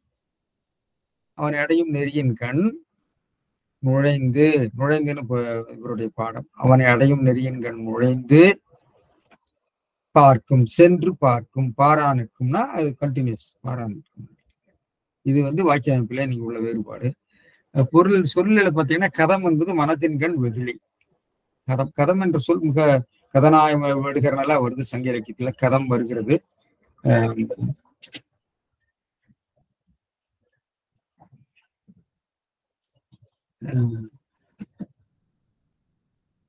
கதம் மனதிற்கண் வெகுளி. காத்து வினையச்சம் தோன்றாமல் காத்து. கற்று அப்படிங்கிறது கல்வியுடையனான்னு எல்லாம் எழுதியிருக்காங்க. கல்வியும் உடையனான்னு உனக்கூட எழுதியிருக்காரு. ஆனா பழகி அப்படின்னு குறள் திறனில் வருது எனக்கு பொருத்தமா தெரியும். கதம் காத்து அதுல பழகி, அதை கற்று பழகி, அடங்கல் அடங்குதலை வல்லவனது, அடங்கல் ஆற்றுவான் எடுக்கணும். அடங்கல் ஆற்றுவான் அடங்குதலை வல்லவனது, மனம் பொறுத்து பரவாது அறத்தின் கண்ணே நிற்றல். அதாவது இரண்டாம் நிலை சூழல் பொருளை அவர் சொல்றார். இவ்வாறு அடிப்படை பொருளோடு சூழல் பொருளை உரைக்கிறது பரிமையாளர்களுடைய ஒரு முறை. பார்க்கல எல்லா இதுலயும் பாத்தீங்கன்னா அடிப்படை லிட்டரல் மீனிங்கை சொல்லிட்டு இந்த இடத்துல என்ன பொருள் அப்படிங்கிறதையும் எழுதுவார். அதை வந்து நம்ம பொது அகராதியில அப்படி கொடுக்க முடியுமான்னா அதை பொதுமைப்படுத்தி தான் நம்ம கொடுக்க முடியும். இந்த சூழல் பொருள் இருந்து பொதுமைப்படுத்தி. அதனாலதான் பாத்தீங்கன்னா தமிழ் அகராதியில வந்து இதுல என்ன சொல்றாருன்னா செவ்விங்கிறதுக்கு தனம் குறை கூறுவதற்கேற்ற மனம் மொழி முகங்கள் இனியனாம் காலம்ங்கிறத பொருத்தமான காலம்னு பொதுமைப்படுத்தி கொடுப்பாங்க. பொருத்தமான காலம் செவ்விங்கிறதுக்கு பொருத்தமான காலம், அப்ரோப்ரியேட் டைம், ஆப்பர்ச்சுனிட்டி. சரி, எனவே செவ்வி அப்படிங்கிறதுக்கு அதேதான். தன் குறை கூறுவதற்கேற்ற மனம் மொழி முகங்கள் இனிய நாம் காலம். அறம் அறக்கடவுள். அறக்கடவுள். அறக்கடவுள் யாருங்கிறத பத்தி நம்ம பிறகு இறுதியில் பேசணும். பார்க்கும் பாரானட்கும். பார்க்கிறதுங்கிறது அறக்கடவுள் பார்க்கும் சொன்னா அறக்கடவுள் எப்படி பார்க்கும்ங்கிறது இலக்கணைன்னு நம்ம சொல்லுவோம். இலக்கணை லட்சணார்த்தம் ஆகுபெயர். அது சமாதின்னு சொல்லுவோம். தடியலங்காரத்தை சமாதி அணின்னு சொல்லுவாங்க. அதாவது இருளை விழுங்கி பகலை விழுங்கி இருள் வந்தது அப்படின்னு சொல்ற போது பகலை விழுங்கின்னு சொன்னா என்ன அர்த்தம்? விழுங்குதல் அப்படிங்கிறது உயிருள்ள பொருளுக்குரிய செயல். அந்த செயலை உயிரில்லாத பொருளுக்கு ஏற்றி சொல்வது சமாதி அலங்காரம்னு சொல்லுவாங்க. அதே மாதிரி பார்த்தல் தின்னுதல் போன்றதெல்லாம் திருக்குறள்லயே வரும். அவர்காணல் உற்று என்னை தின்னும், என்னுடைய மனசு என்னை தின்கிறது அவர்காணல் உற்று, கண்ணும் குளச்சேரி நெஞ்சு இவை என்னை தின்னும் அவர்காணல் உற்று. அவரை பார்க்கணும் என்னை பிடிச்சு திங்குது என்று சொல்கிற போது அந்த இடத்துல அவர் இலக்கணைன்னு சொல்லுவார். இங்க அதான் சமாதின்னு நம்ம சொல்றது. சரி, ஆற்றின் அப்படிங்கிறதுக்கு அடையும் நெறியின் கண். சாரி, நுழைந்துங்கிறத நான் சொன்னேன். அந்த நுழைந்துங்கிறது அறிஞர் பாடம், அவருடைய பாடம் உழைந்து என்ற பாடம் போலும் நான் எழுதியிருக்கிறேன். தெரியல, நம்ம ஏட்டுச்சுவடிகள் எல்லாம் பார்க்க வேண்டும். எனவே கதம் என்பது கதுவு என்பதிலிருந்து வந்திருக்கலாம்னு சொல்லுகிறார்கள். தெரியல. கோபம், கதனாய் விடுகர் வருகிறது. சரி, இந்த கற்று என்பதற்கு குறள் திறன் ஆசிரியர் ஒரு பழகி அப்படிங்கிற பொருள் சொல்றது, சினம் மனதில் தோன்றாமல் அடக்க பழகி என்று பொருள் கொள்ளலாம்னு சொல்லியிருக்கார். அது பொருத்தமாகத்தான் எனக்கு படுகிறது.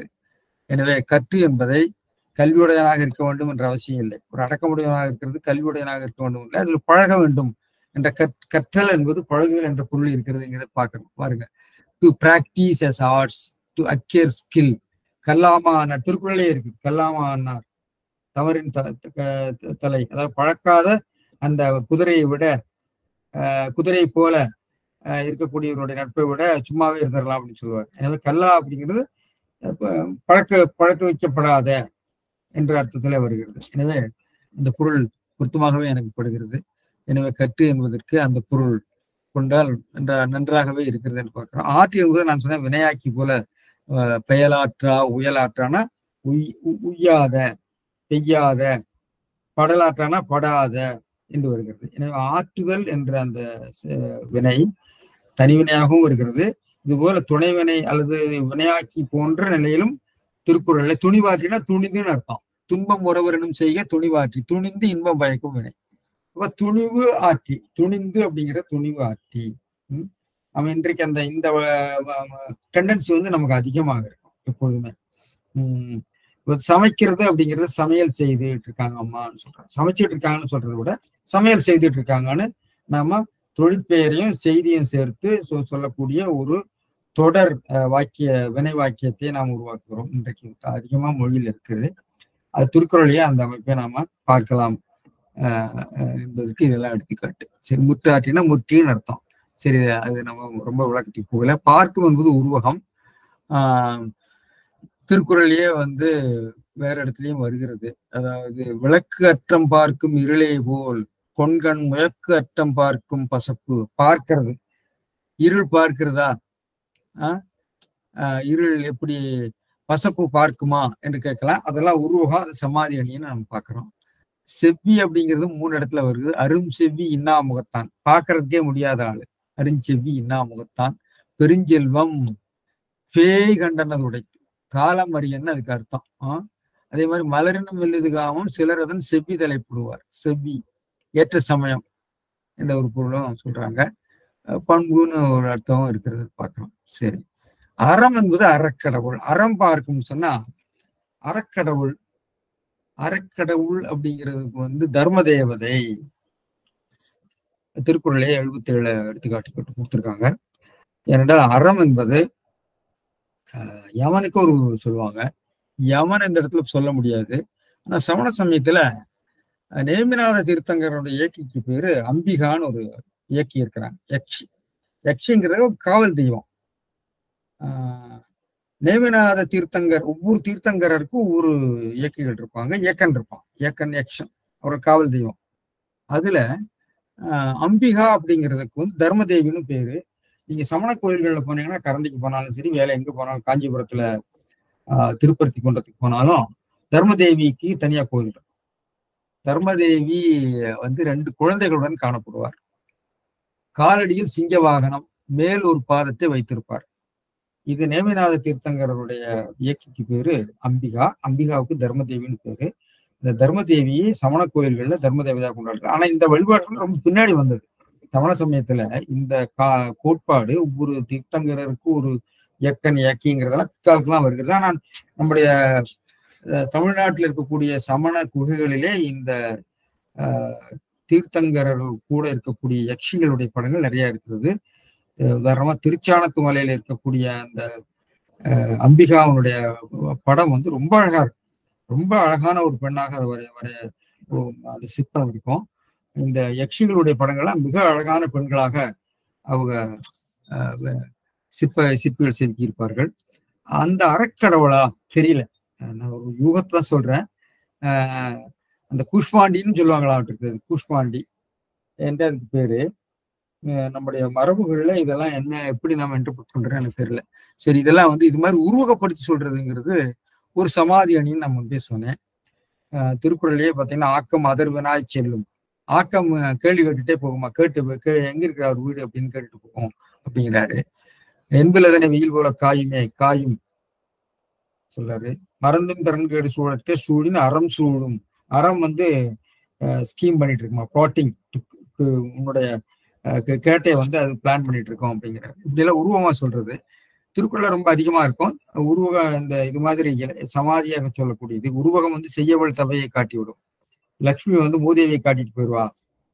அப்புறம் வந்து மூதேவி வந்து மடியில் உட்காந்துக்குவா, லட்சுமி காலில் கிடப்பா. மடிவுளாள் மாமுகடி என்பன், மடியிலான் தாழ்வுளாள் தாமரையினாள், நிலமென்னும் நல்லாள், நான் என்னும் நல்லாள் எல்லாம் சொல்றாரு. அதே மாதிரி இடக்கராக சொல்லக்கூடிய கழாக்கால், பள்ளியுள் வைத்த கால் சொன்னா என்ன, கால் கழுவாம போய் படுத்தா படுக்கிற மாதிரின்னு அர்த்தம். அதான் அப்படி சொல்றாரு. கால் கழுவாம போய் படுத்தா எப்படி இருக்கும், கால் கழுவாம சொல்றதே இடக்கர், ஒரு மங்கள வழக்கு. அது மாதிரி கோமா சொல்ல வேண்டிய இடங்கள்ல எல்லாம் சொல்லியிருப்பார் திருக்குறள்ல. இப்படி பல்வேறு சிந்தனைகளை இதை ஒட்டி நாம யோசிக்கலாம். இப்பொழுது நாம் இந்த திருக்குறளை அதிகாரத்தை முடித்து விட்டோம். இப்ப இதனுடைய சுருக்கத்தை நான் கொஞ்சம் பேசலாம்னு நினைக்கிறேன். அதாவது இந்த திருக்குறள் எப்படி இந்த அதிகாரத்தில் இருக்கக்கூடிய திருக்குறளுடைய சாரத்தை பேசுகிற போது, இந்த அடக்கமுடைமை என்பதுக்கு மனம் மொழி மெய் அடக்கம் மட்டும் இல்லாம இன்றைக்கு நான் சொன்ன மினிமலிசம் என்ற ஒரு கருத்து மேல்நாடுகள்ல, அதாவது எதையுமே வந்து அளவோடு பயன்படுத்துவது, மிகையாக பயன்படுத்தக்கூடாது. கட்டடக்கலையிலிருந்து வருகிறது. ரொம்ப ஆர்னமெண்டல் வேண்டாம், சிம்பிள். அதே மாதிரி வீட்டுக்குள்ள ஃபர்னிச்சர்னா நிறைய ஃபர்னிச்சர் வேண்டாம். அதே மாதிரி உடைகள் நிறைய உடைகள் வேண்டாம், அளவா வைத்துக் கொள்ள வேண்டும் என்ற ஒரு கருத்தாக்கம் பொருளாதார ஒரு கருத்தாக்கமாக விரிவிட்டிருக்கிறத நாம் பார்க்கிறோம். எனவே இந்த அடக்கமுடைமை என்ற கருத்து இப்படி விரிவிட்டிருக்கிறது என்ப ஒரு கருத்தை நாம் நினைக்கிற போது, திருக்குறளில் இருக்கக்கூடிய இந்த அடக்கமுடைமை என்ற கருத்து திருக்குறளுக்கு மட்டும் உரியதில்லை, எல்லா சமயவாதிகளும் இதை சொல்லியிருக்கிறார்கள். சமயங்கள்ல இதை மிகவும் அடக்கமுடைமையை பற்றி மிக விரிவாக பேசியிருக்கிறார் என்பதெல்லாம் நாம போன முன் வகுப்புல நான் விரிவாக பேசியிருக்கேன். அதுக்கெல்லாம் நான் போகல. இப்ப வந்து நான் பண்ணி அதை முடிச்சிடலாம்னு நினைக்கிறேன். அதாவது இந்த அடக்கமுடைமையில் இருக்கக்கூடிய இந்த சொல்லாட்சிகள் எப்படி இருக்கிறது, அதன் மூலமாக அவர் என்ன சொல்ல வருகிறார் என்பதை நான் சொல்ல விரும்புகிறேன்.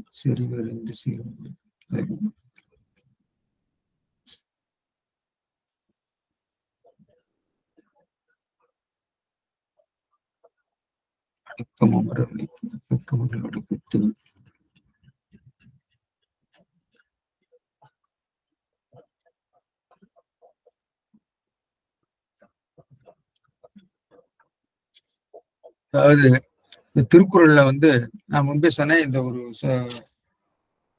சில குறள்கள்ல இந்த சமண நெறியை ஒட்டி செல்கிறது.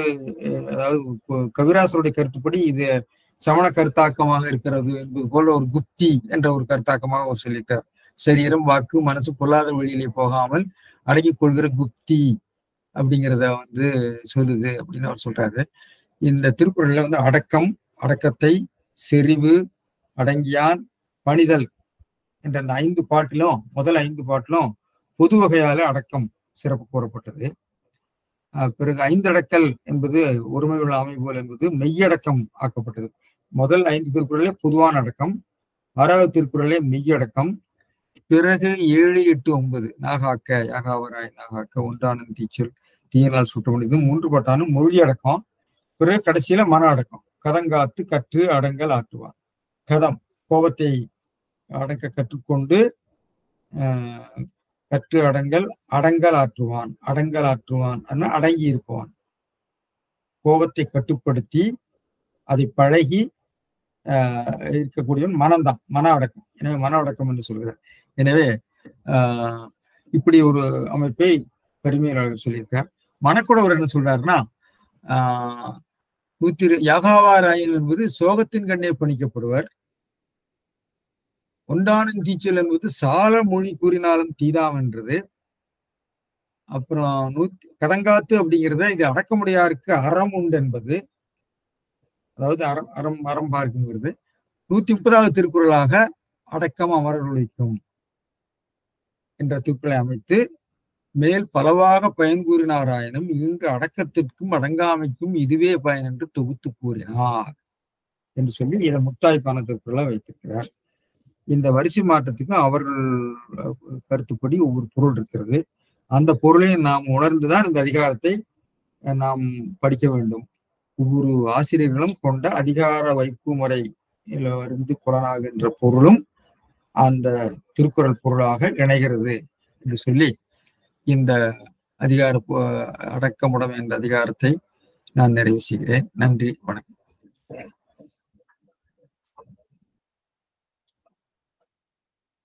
ரொம்ப நல்ல விளக்கம் கொடுத்தீங்க ஐயா. சொல்லுங்க. இதுல தீயினால் சுட்ட புண் உள்ளாரும் ஆறாதே நாவினால் சுட்டவடுன்றதுல அந்த இலக்கிய நயம் தவிர இன்னும் சிலது ரொம்ப விதமா சிந்திச்சு பார்க்கும்போது தீக்கும் நாவுக்கும் உள்ள ஒரு வேறுபாட்டையும் காட்டுறாரு அவர். தீ மேலாக சுடும்போது புண் வருது. அந்த புண் உள்ளாரும்ன்றது உள்ளத்திலையும் போகும், தோலுக்கு உள்ள அங்கேயும் போகும். ஆனா அந்த வடு மட்டும் இருக்கும். அந்த வரக்கூடிய துன்பம் யாராவது நம்ம கேட்டா தான் இது எப்படி இந்த தழும்பு எப்படி ஆச்சுன்னு கேட்கும்போது நமக்கு அந்த ஒரு சம்பவம் ஞாபகத்துக்கு வரும். ஆனா நாவினால் நடுங்கும் போது நாக்கு சுடும்போதே வடு ஏற்படுகிறது. அந்த வடு ஆறாது. எங்க ஆறாது? உள்ளத்தில் ஆறாது. இப்ப நாவினால் சுட்ட அந்த வடு வெளியில தெரியாது, உள்ளத்துல இருக்கும். ஆனா அது எப்பவுமே துன்பம் கொடுக்கும். அப்ப இது நெருப்பை விடவும் இந்த நாக்கு எவ்வளவு ஆபத்தானது, அபாயகரமானது, நிரந்தரமானது அப்படின்றத காட்டுதுன்றது என்னுடைய கருத்து. நல்ல கருத்து. இந்த விளக்கங்கள் இது மாதிரி நிறைய நீங்க இலக்கிய நியாயத்தை காண்பதற்கு வாய்ப்பு இருக்கு. அது பலரும் சொல்லியிருக்காங்க, வேறு விதமா சொல்லியிருக்காங்க. நீங்க சொல்கிற முறையிலும் நம்ம சொல்லலாம். அதே மாதிரி அந்த கற்றுன்றது நீங்க சொன்ன அந்த பழக்கம் கரெக்ட் தான். ஆமா, அப்படி எனக்கு குரல் திறன் ஆசிரியர் யாருன்னு தெரியல, அவரு அந்த பொருள் எனக்கு ரொம்ப ஏற்புடையதா இருந்தது. ஏன்னா அது கோபம்ன்றது சாதாரணமா வரும். ஆறுவது சினம், செல்லிடத்து காப்பான் சினம் காப்பான், இது எல்லாமே அது வரக்கூடியது. நம்ம அடக்கிறது பழகலைன்னா அந்த கோபம் அடக்க முடியாது. அதனால பழக்கம்ன்றது கற்றுன்றதுக்கு கல்வி என்ற அர்த்தத்தை விட பழக்கிறது. அது நீங்க திருக்குறளே ஒரு திருக்குறள் இருக்குமே, ஒரு திருக்குறள் திருக்குறள் இருக்குமே, அந்த கடைசியில ஒரு திருக்குறள்ல கூட சொல்லுவார். அந்த 814 சார். என்ன திருக்குறள் அது? சொல்லுங்க. 814 சொல்லுங்க. அது என்ன திருக்குறள் சார்? என்ன கல்லா இது லெக்சிகன்ல கொடுத்திருக்காங்க. சொல்லுங்க. கல்லாமா அன்னார்னு இருக்கு. கல்லாமா அன்னார் இருக்கு. இன்னொரு திருக்குறள்ல வேற மாதிரி சொல்லியிருப்பாரு. என்ன சொல்றீங்க? அதாவது இந்த இதுல லெக்சிகன்ல இந்த பயின்றறிதல் அப்படின்னு தான் பழகுதல் போலதான் கொடுத்திருக்காங்க. ஆமா, அந்த பொருள் கொடுத்திருக்காங்க. ஆமா, பயின்றறிதல்னு தான் கொடுத்திருக்காங்க. ஆமா. ஒரு இடத்துல படித்தல் ஒண்ணு கொடுத்திருக்காரு. 2வது மீனிங் பயின்றறிதல்னு கொடுத்து அதுக்கு குறள் 814 கொடுத்திருக்காங்க. ஆமா ஆமா. அதாவது பல நல்ல கற்ற கிடைத்தும் மனம் நல்லதாகுதல் மாணார்க்கும் அரிது. 823 ஒண்ணு இருக்கு பாருங்க.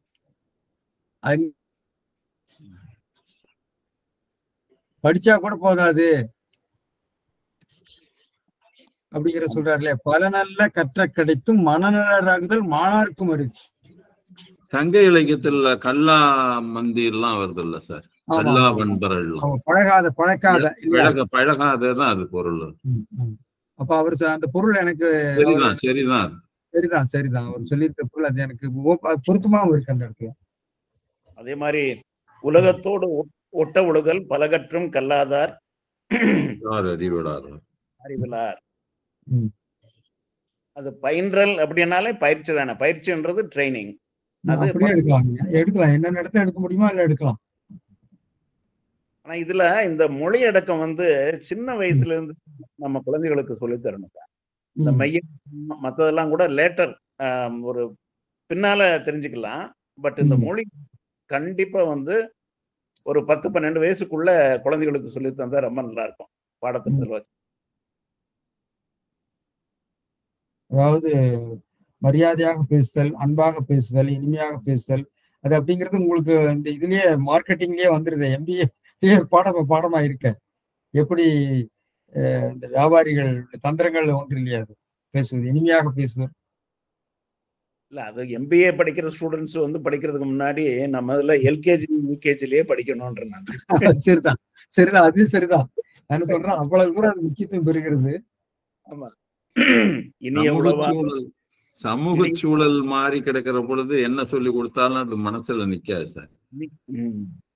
சமூக சூழலே மோசமா இருக்கு. இன்றைக்கு நம்ம தொலைக்காட்சி எல்லாம் ரொம்ப படுமோசமா இருக்கு. அதாவது இந்த சூழல்ல என்ன சொல்லி கொடுத்தாலும் பிள்ளைகளுக்கு அதுதான் வருது. பிள்ளைகளோடு பழகுகிற பொழுது கூட அந்த பிள்ளைகளினுடைய மொழியை தான் கத்துட்டு வருது பள்ளியில இருந்து. அந்த மாதிரியான சூழல் தான் இன்னைக்கு இருக்கு. குழந்தைகளுக்கு வந்து அந்த சொற்களுடைய தாக்கம் எப்படி இருக்கும், மரியாதை என்ன இதுவே தெரியாம போன ஒரு காலத்துல இருக்கும். அதனாலதான் இந்த மாதிரி திருக்குறள்லாம் அவங்களுக்கு கொஞ்சம் சொல்லி தந்தா கொஞ்சம் பேராவது எடுத்துக்கோங்க. ஐயா வணக்கங்க ஐயா. வணக்கம் ஐயா. எனக்கு ஒரு ஐயப்பாடு. இந்த தீயினால் சுட்ட புண் உள்ளாரும் ஆவது நாவினால் சுட்ட வடு இருக்கு இல்லைங்கய்யா. அந்த இடத்துல இந்த நாவுக்கு வந்து சுடுதல்ங்கிற வினையும் அதுவும் சமாதி அணிதானங்கய்யா. சுடுதல். ஆமா சுடுதல். சுடுதல் அப்படிங்கிறது வந்து நீங்க வந்து அங்க வந்து தீயினால் சுடுதல்ங்கிற நேர்பொருள். தீயில சுடுறதுங்கிறது தீ தானே சுடுதல். நாவுக்குங்க நாவினால் நாவுல சொல்றது நீங்க சமாதியா சொல்லலாம். அதாவது உருவக பொருள் சொல்லலாம். அந்த உருவகம்ங்கிறது இப்ப நீங்க சொல்றீங்களா இந்த வினை உருவகம் அந்த மாதிரி எல்லாம் சொல்றாங்களேங்கய்யா. வினை உருவகம்ங்கிறது நம்ம இலக்கணத்துல இருக்குங்களாயா? அந்த அதை பத்தி கொஞ்சம் அந்த உருவகம்ங்கிறது பெரும்பாலும் பெயர் நிலையில தான். தண்டியலங்காரத்துல பாருங்க. தண்டியலங்காரத்துல சரிங்க சரிங்க தண்டியலங்காரத்துல வகைப்படுத்தி. சரிங்க நன்றிங்க. மற்ற இலக்கண நூல்கள் இருக்கான்னு எனக்கு தெளிவா இல்லை சார். சொல்லுங்க சார். இதுல நீங்க பேசிட்டு இருக்கும்போது தீவகணி விளக்கணி அப்படிங்கிற ஒரு இதை வச்சீங்க. அப்புறமா அந்த வடமொழியில இருக்கக்கூடிய வேற்றுமை அலங்காரத்தையும் சொன்னீங்க. ஆனா இதுல வேற்றுப்பொருள் வைப்பணி மாதிரின்னு தோணுது. நீங்க சொல்லும் போது அது ஜீவகாடியோ அப்படின்னு தோணுது. இப்போ சார் சொல்லும் போது சமாஹிதானிங்கிற ஒரு இது சொல்றீங்க. அப்ப ஆக்டா இது என்ன அணி? சமாதி அணி. அணி இல்ல, அது குணவணி. அதாவது சொல்லணியில சொல்லணியில வராது, இப்ப பொருளணியில வராது. அழகுகள் ஒன்றாக வரும் சமாதி. 10 அழகு சொல்றாரு இல்லையா? ஆனா இது வேற்றுப்பொருள் வைப்பணிக்கும் சொல்லலாங்க தானேங்க சார்? வேற்றுப்பொருள் வராதுல்ல. வேற்றுப்பொருள்னா நீங்க ஒரு பொருள் இல்ல, வேற்றுப்பொருள் வைப்பானீங்கன்னா ஒரு பொருளை சொல்லி அதன் மூலமாக வேறொரு பொருள் வெளிப்படுதல் தானே. இங்க 2 இதை காட்டி அந்த 2க்கும் உள்ள வேற்றுமை தான் இது. ஒண்ணு சுடும் ஆனா சுடாது, அடுத்தது சுடாது. அதாவது ஒண்ணு ஆறும், அது 2மே சுடுதல் தான். ஆனா தீயினால் சுட்ட புண் உள்ள ஆறும். ஆனா நாவினால் சுட்டவடு உள்ள ஆறாது. ஆமாங்க மேம். ஆறாது. அதாவது ஈக்குவலா இருக்கிற 2 எண்ணத்தை வச்சுட்டு ஒன்ன வேறுபடுத்தி காட்டுறது தானே. அப்படி ஆகும்போது இங்க சுடுதல்ங்கிற வினை வந்து 2க்கும் பொருந்தது. 1 ஆறு 1 ஆறாதுங்கிறத வேறுபடுத்தி தானே காட்டுறாங்க. ஆமா, அது வேற்று பொருள் இல்லல்ல. வேற்று பொருள் வைப்பு அணி வேற, இது வேற்றுமை அணிதான். வேற்று பொருள் வைப்பு அணிக்கு ஒரு எக்ஸாம்பிள், ஒரு இது சொல்லி அது மூலமா வேறொரு பொருளை பெற வைத்தல் தான் வேற்று பொருள் வைப்பு அணி. அது ஒரு பொருள் சொல்லப்படும், ஆனா அது மூலமா நம்ம வேற ஒரு பொருளை அங்கிருந்து பெறுவோம். அதுதான் வேற்று பொருள் வைப்பு அணி. வேறுன்றத வச்சுட்டு கொஞ்சம் குழப்பம் வர மாதிரி இருக்கு. வேறு அந்த சொல்ல வச்சு இது வேற்றுமை அணியாக சொல்லலாம். அதாவது இது வேற்றுமை அணிதான். ஏமா சூரியன் வந்து காலையில தோன்றி மாலையில மறையறான். தோன்றியவர்கள் உலகத்துல தோன்றியவர்கள் யார்தான் மறையாமல் இருப்பார்கள். அதுதானே, அதுதான் வேற்று பொருள். ஒரு இதை காட்டி இப்ப சூரியன் வந்து இது மாதிரி அது கூட கிடைச்சிருது. அது போல உலகத்தில் தோன்றியவர்களும் மறைவார்கள் அப்படின்னு சொல்லிட்டுதான் ஒரு கருத்தை சொல்லி அந்த கருத்தின் மூலமாக வேறு கருத்தை பெற வைத்தல்.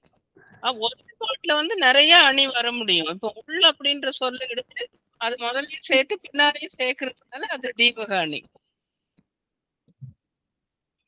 அப்போ எந்த நம்ம விளக்கப்படி எந்த அணிக்குள்ள வேணாலும் இதை சொல்லிக்கலாமா மேம்? இல்ல, அதனால இதுல மெயினா இருக்கிறது வந்து வேற்றுமை அணிதான் நீங்க முக்கியமா சொன்னா. ஆனா அது தவிர இது போன்ற அழகுகளும் அதில் பொதிந்துள்ளன அப்படின்னு சேர்த்துக்கலாம். எது வந்து முக்கியமான அணி, ஏன்னா நம்ம அதுதானே இந்த இது சொல்றோம். தண்டி அலங்காரத்தை வந்து அது பேர் சங்கீரண அணின்னு ஒண்ணு சொல்றோமே, அது வந்து ஒரு பாடத்திலேயே பல அணிகள் வருது. பல அணிகள் நீங்க கண்டுபிடிக்க முடியும். முக்கியமா இந்த நிறைய சான்ஸ்கிரிட் பாட்டு, அதாவது சான்ஸ்கிரிட் பேஸ்டா வர பாட்டு பாத்தீங்கன்னா அவங்க எல்லாத்துக்கும் ஒரு சிலைடை கண்டுபிடிச்சிருப்பாங்க. நாங்க சில ரீடிங் எல்லாம் நாங்க வாசிக்கும் போது கொஞ்சம் சமஸ்கிருதத்திலேயே பழகினவங்க என்ன சொல்லுவாங்கன்னா, ஒவ்வொன்றுக்கும் ஒரு சிலேடா பூர்வமான ஒரு பொருள் கண்டுபிடிச்சிருவாங்க. அவங்க கண்டுபிடிக்க முயல்வார்கள். அது பொருந்துமோ பொருந்தாதோ. ஏன்னா சான்ஸ்கிரிட்ல வந்து நிறைய எந்த பாட்டுனாலும் அதை வந்து கொஞ்சம் சிலைடையோடு சேர்த்து சொல்ற ஒரு பண்பு அவங்களுக்கு இருக்குது. அதனால மாதிரி இது 2 அணி முக்கியமான அணி வேற்றுமை அணிதான். உள்ள வந்து இப்படி தீபகமாக இணைகிறது அப்படின்னு சொல்லிக்கலாம். வேற்று பொருள் வைப்பணியும் முன்னொன்று தொடங்கி மற்றது முடித்தற்கு பின்னொரு பொருளை உலகறி பற்றி ஏற்றி வைத்துரைப்பது வேற்று பொருள் வைப்பே. கைமாறு வேண்டா கடப்பாடு மாறி மாட்டு எண்ணாற்றும் கொள்ளோ உலகு. சரிங்க சார், அது வேற்றுமை அணிதான் மாற்றி சொல்லிருக்கேன். சாரி.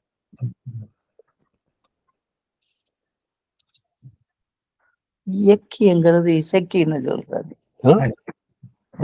வணக்கம் சார். ஆமா, இசைக்கு. ஆமா, தென் மாவட்டங்கள இயக்கி இருக்கு இல்லையா? இசைக்கு அம்மன்.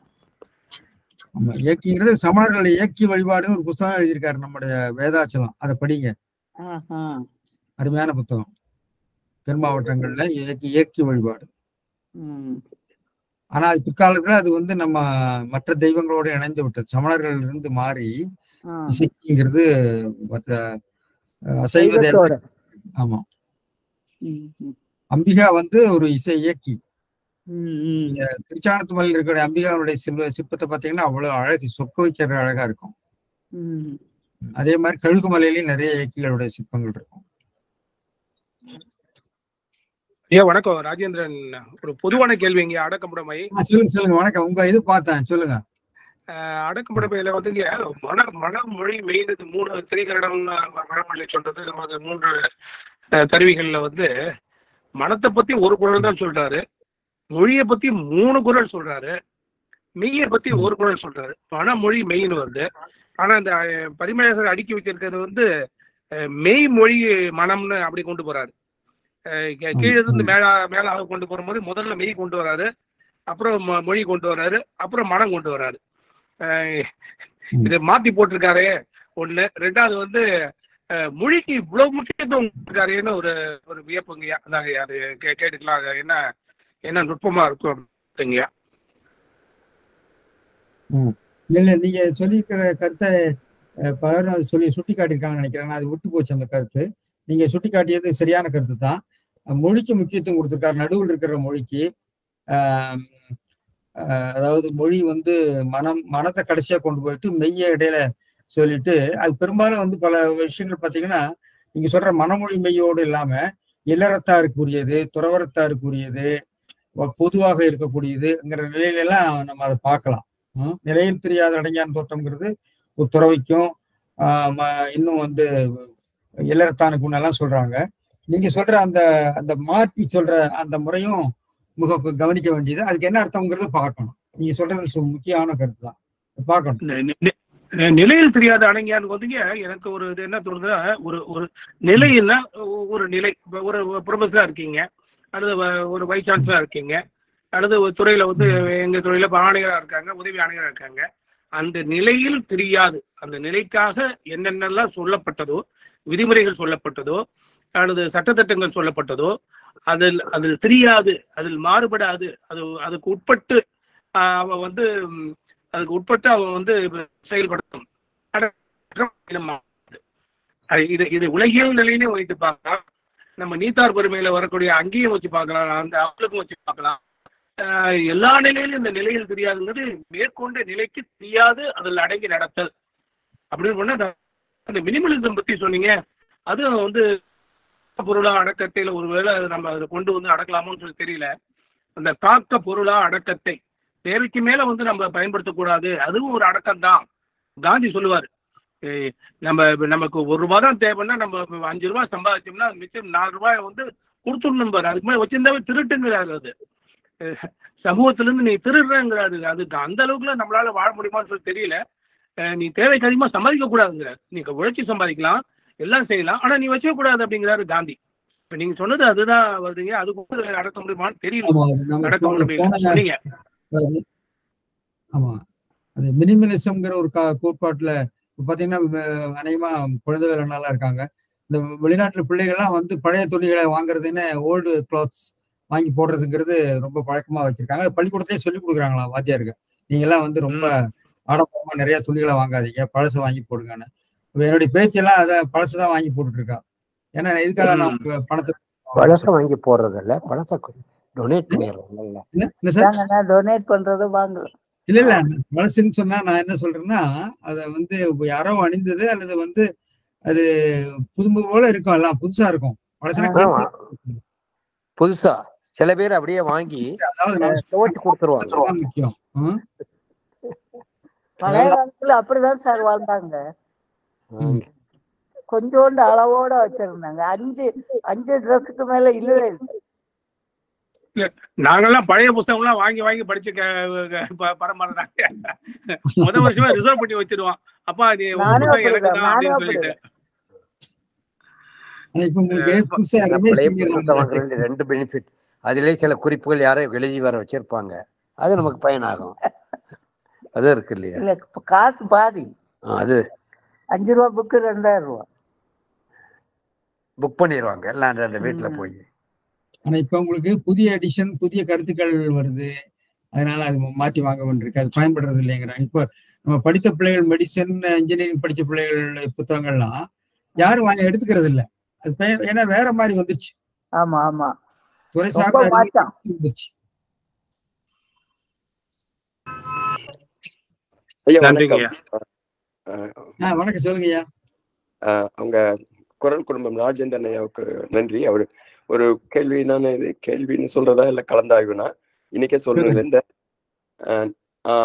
நெஞ்சி, உள்ளம், மனம், மகம், இது ஐயன் திருவள்ளுவர் வந்து ஆழ்ந்த அறிவியல் அறிவோட பயன்படுத்திருப்பாரோ அப்படின்னு அடிக்கடி நான் சிந்தித்தது உண்டு. தன்னெஞ்சு அறிவது பொய்யற்க, உள்ளத்தால் பொய்யாது ஒழுகின், மனத்துக்கண் மாசில் நாதல், வஞ்ச மனத்தான் படித்து ஒழுக்கம் போதுங்களா இந்த அகத்தியரகம். இது வந்து இது யாராவது ஆய்வு பண்ணியிருக்காங்களாங்கய்யா? இல்ல இது ஏதோ ஒரு அறிவியல் பூர்வமா பல அடுக்குகளை உடைய மனங்கள் அப்படின்னு தான் எனக்கு உண்மையை இது அறியாவினாதான். நெஞ்சி, உள்ளம், மனம், அகம் ஏதாவது இன்னைக்கு வேண்டியதில்லை, வாய்ப்பு கிடைச்சதுன்னா நீங்க சொன்னீங்களா சிறப்பா இருக்கும். ராஜேந்திரன் ஐயா சொன்னாங்க அந்த மெய், மொழி, உள்ளம் அப்படிங்கிற மாதிரி. வாய்ப்பு எப்ப இருந்தாலும் சரி. மிக்க நன்றிங்க ஐயா, வணக்கம். நீங்க கேட்கிற கேள்வி எல்லாம் சிந்திக்கிறதுக்குரிய விஷயங்கள் தான், சிந்தனைக்குரிய விஷயங்களை நீங்கள் எழுப்பியிருக்கிறீர்கள், சிந்திப்போம் ஐயா. இப்ப தமிழ் ஆர்வலர்கள், அறிஞர்கள் இருக்கிறதுனால சிந்திக்கக்கூடிய, அதாவது ஐயன் திருவள்ளுவர் அவிய நெஞ்சத்தான் ஆக்கமும் செவியான் கேடும் நினைக்கப்படும். அங்க சிந்திக்க வேண்டும் அப்படின்னு சொல்லிட்டு விட்டுறாரு. அது மேல எப்படிங்க 2000 ஆண்டுகளுக்கு முன்னாடியே மாந்தர் தாமே ஆறறிவினரேன்னு சொல்லிவிட்டு தொல்காப்பியத்துல மேற்பாட்டில் வந்து பிறவும் உளவே அக்கிளை பிறப்பே என்றால் அது வந்து இது எல்லாத்துக்கும் மேல எங்கேயோ நிக்குது. அது எப்படி மாந்தர் தாமே ஆறறிவினரேன்னு சொல்லிட்டு பிறவும் உளவே அக்கிளை பிறப்பே என்று சொல்லி இருக்கிறாரு. அதை ஆய்வு செய்தாலும் வந்து எப்படி ஒரு ஒரு என்னதான் நீங்க பக்கத்துல எவ்வளவு விலை உயர்ந்த பொருள்கள் உணவுகளை வைத்தாலும் ஒருபட்டு குருதியை உருவாக்க முடியாது இல்லையா? அது போல அதுக்கெல்லாம் முடிவில்லாத கேள்வி. அதாவது ஆங்கிலத்தில் சொல்லுவாங்களே அன்சால்வ்டு மிஸ்ட்ரீஸ்னு, அதுவும் வந்து சிந்திக்கப்பட வேண்டியது என்பதை நான் அடிக்கடி நினைச்சேன். எப்படி அது எல்லாமே சொல்றேன், மாவும் மாக்களும் மையினவே பிறவும் உளவே அக்களை பிறப்பேன்னு நமக்கு புரியுது. ஆனா மாந்தர் தாமே ஆறறிவினரை சொல்லிட்டு கடைசியில பிறவும் உளவே அக்கிளை பிறப்பே. நன்றிங்க. என்ன உரை எழுதியிருக்காங்கன்னு பார்க்கணும். உரையாசிரியர்கள் இல்லைங்க, நான் எனக்கு தெரியல, என்கிட்ட அவ்வளவு நூல்கள் இல்ல. இங்க ஒன்றும் அங்க ஒன்றும் பார்த்தது வந்து இருட்டுல குறி வைத்து அடிக்கிற மாதிரி தான். எங்க அடிக்கிறேன்னு எனக்கு தெரியல. எல்லா இடத்துலயும் போய் கேட்கிற கேள்வி நியாயமான கேள்வி. நீங்க போன முறை கேட்டீங்க. ஆனால் இப்ப நம்ம வந்து அதுக்கு என்ன உரை எழுதியிருக்காங்கிறது பார்க்கணும். யாராவது தெரிந்தவர்கள் இருந்தா பார்த்தீங்கன்னா சொல்லுங்க, நம்ம மறுபடியும் பார்க்கலாம், அது யோசிக்கலாம் சார். அது வந்து குழந்தைகள் எல்லாம் வந்து அடிக்கடி இதை கேட்டுட்டே இருக்காரு. முக்கியமான ஒரு கேள்வி. தமிழ் இனத்துக்கே வந்து ஒரு சிந்தித்து விடை கிடைக்குமாங்கிறது எனக்கு உண்மையாலுமே தெரியலைங்கய்யா. இப்ப நிறைய ஞானிகள் அவங்க எல்லாம் இது பண்ணியிருக்காங்க. எனக்கு தெரியாததுனால நிலாவில மனுஷன் கால் வச்சாங்கிறது உண்மை எனக்கு தெரியாததுனால நிலாவில யாரும் கால் வைக்க முடியாதுன்னு சொல்ல முடியுமா? அது மாதிரி நீங்க சொன்ன மாதிரி நான் யாம் மையா கண்ட விட்டுன்னு 3 குரல் ஐயா சொல்லுவர் சொல்லியிருக்க மாதிரி இங்க அறிஞர்கள் இருக்கிறதுனால இது ஒரு அறியா வினா என்பதனால வந்து வாய்ப்பு எப்ப இருந்தாலும் இன்னைக்கு இரவோடு இரவா நம்ம இதில்லை, இது பன்னெடுங்காலமா மனதில் இருந்ததுதான். அதே போலதாங்க அபிய நெஞ்சத்தனாக்கும் செவியான் கேடும் நினைக்கப்படும். அதுவும் வந்து நீங்க ஆராய்ந்துதான் பார்க்க வேண்டும் அப்படின்னு சொல்லிட்டு அப்படியே திறந்த வெளியில என் தெருவில் விட்டுறாரு. இந்த மாதிரி ஏன்னா இந்த ஆய்வாளர்கள் இருக்கிறதுனால இந்த கேள்வி தெரியாத கேள்வி கேட்டு நான் ஒரு ஊமையும் சொன்னேன். இருட்டுக்குள்ள குறி வச்சு அடிச்சா எங்க அடிக்கும்? வெற்றி பெற்றுட்டேன்னு சொல்ல முடியாது இல்ல. அது மாதிரி தெரியாத கருத்துக்களை போய் தேடி பார்த்தா எங்க போய் எனக்கு கிடைக்கும்? இல்ல, உங்க சிந்தனையை தூண்டி இருக்கிறார் வள்ளுவர். உங்க சிந்தனையும் நல்ல சிந்தனை, அதை நம்ம சிந்திப்போம்.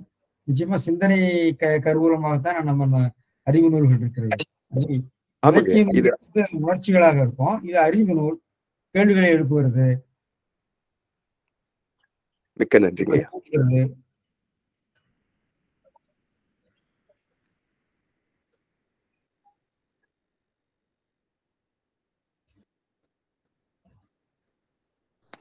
இந்த 3 குரல் சொன்னலைங்கய்யா, இந்த யாமையா கண்ட உற்றுள் அப்படின்னு, அதுல ஏதாவது அது ஒண்ணும் அப்படி அது ஏதாவது வெளிச்சம் போட்டு காட்டுற மாதிரி ஏதாவது கருத்துக்கள் இருக்காங்க? 3 குரல் மட்டும் யாமையா கண்ட உற்றுள் அரைபறை அன்னார் கைவர் அந்த மாதிரி 3 குரல்கள் அது ஏதாவது தனி விளக்கம் ஏதாவது இருக்காங்க? ஏன் அங்க மட்டும் நான் எனக்கு அறிந்த வரையில் அப்படின்னு சொல்லியிருக்காரு, இல்ல சாதாரண இதுதான் கேட்டேன். அது நமக்கு விரிவா பேசலாம். அது விரிவா இருக்க விஷயங்கள். மெயின் நூல்கள்னு பொருள் எழுதுவார், அதுதான் சரியான பொருள். நான் படித்து பார்த்த நூல்களில் வந்து இது மாதிரி கருத்து இல்லைன்னு அவர் சொல்றாரு. இப்ப ஐயா அவங்க ராஜேந்திரன் ஐயாவுடைய பாமருக்கும் பரிமேலழகர் நூல் அப்படிங்கிற நூல்ல இந்த விளக்கங்கள் இருக்கலாம்னு நினைக்கிறேன். நான் ஊருக்கு இன்னும் ஒரு சில வாரங்கள் வருவேன். அந்த நூல்ல வந்து ஐயா இப்ப இருக்காங்க, அவங்களுக்கு தெரிஞ்சாலும் சொல்லலாம். வந்து வாங்க ஊருக்கு வாங்க, வருக. எங்க ஐயா புணர்ச்சி பழகுதில் வேண்டாம், உணர்ச்சி தான் நட்பாம் கிடையாது. ஊர்ல வந்தாக்க நம்ம ஊற்றார் உறவுகள் நண்பர்கள் பார்க்கலாம். ஆனா நவம்பர் 25 டிசம்பர் 25 எத்தனை இந்த இணைப்புல இருக்கவங்கள நாமக்கல் பகுதியில நான் இருக்க போறேன். எங்க வேணாலும் போறதுக்கு நாளை ஒதுக்கலாம். பார்ப்போம் ஐயா. நன்றி.